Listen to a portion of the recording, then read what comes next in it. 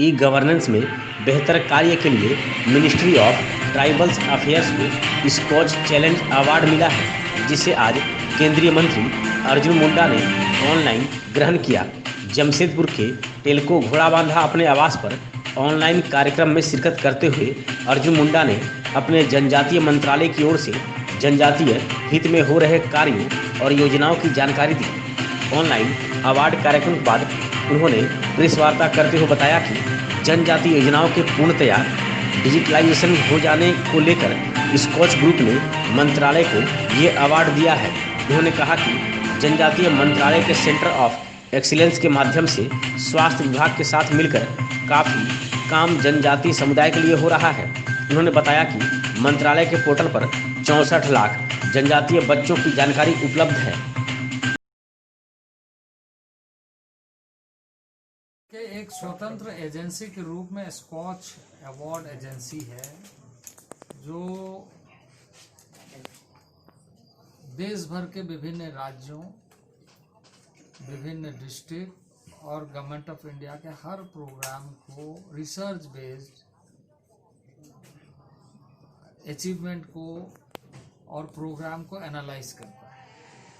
और उसके माध्यम से इस बार गवर्नमेंट ऑफ इंडिया के ट्राइबल अफेयर्स मिनिस्ट्री को ओवरऑल परफॉर्मेंस के लिए ये अवार्ड यानी स्कॉच चैलेंजर अवार्ड प्राप्त हुआ है।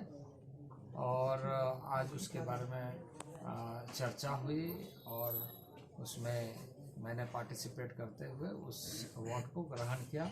इसके अलावा 3 अवार्ड डिफरेंट स्कीम्स के माध्यम से भी हमारे मंत्रालय को दिए गए हैं, जो हमारे मंत्रालय के पदाधिकारियों ने काफ़ी परिश्रम और गुणवत्ता के साथ कार्यों को पूरा किया है।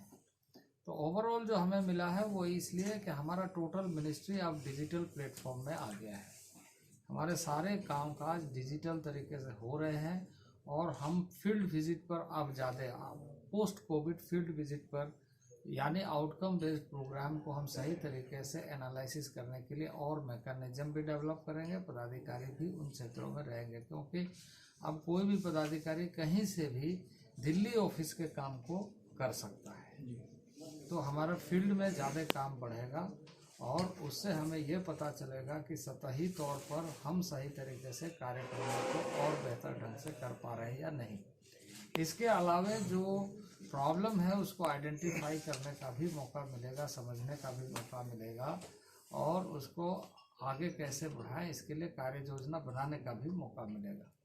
तो मुझे प्रसन्नता है कि हमारे पदाधिकारियों ने परिश्रम किया है और जिसके वजह से मंत्रालय ने एक डिजिटल प्लेटफॉर्म में बहुत कम समय के अंदर माननीय प्रधानमंत्री जी के दिशा निर्देश और गाइडेंस के वजह से ये सारी चीज़ें पूरी हुई है। और जैसे मैंने कहा कि हमारे जो डैशबोर्ड में 13 विषय हैं, उसमें से 5-6 विषय ऐसे हैं जिसको प्राइम मिनिस्टर के जो प्रायस डैशबोर्ड है उस डैशबोर्ड में रखा गया है, क्योंकि उसका अचीवमेंट बहुत अच्छा है और बहुत अच्छे ढंग से काम कर रहा है। तो हमारे कार्य योजना के बारे में लगातार हम प्रयास कर रहे हैं। शिक्षा के क्षेत्र में माननीय प्रधानमंत्री जी ने जो एक विज़न देखा है कि ब्लॉक लेवल तक ऐसा इंस्टीट्यूशनल डेवलपमेंट, ऐसे इंस्टीट्यूशन खड़े होने चाहिए कि एक विद्यार्थी को ये महसूस नहीं हो कि हमें बाहर में बाद में कैसे पढ़ने का मौका मिलेगा, कैसे पढ़ाएंगे, कैसे पढ़ेंगे, बल्कि उसके लिए उनके क्षेत्र में वो सारी चीज़ें व्यवस्थित है, वो वहाँ से लाभ ले सके। और इसलिए हमने एकलव्य मिशन बनाया है।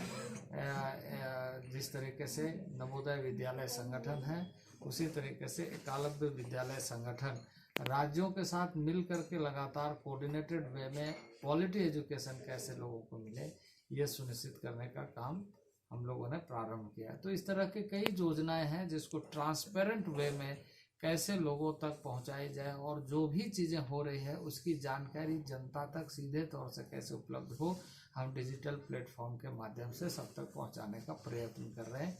और इसी प्रयत्न को लोगों ने सराहा है और आपके सामने है सराहने का जो संस्थाएं हैं वो लोग आज अवार्ड दे रहे हैं।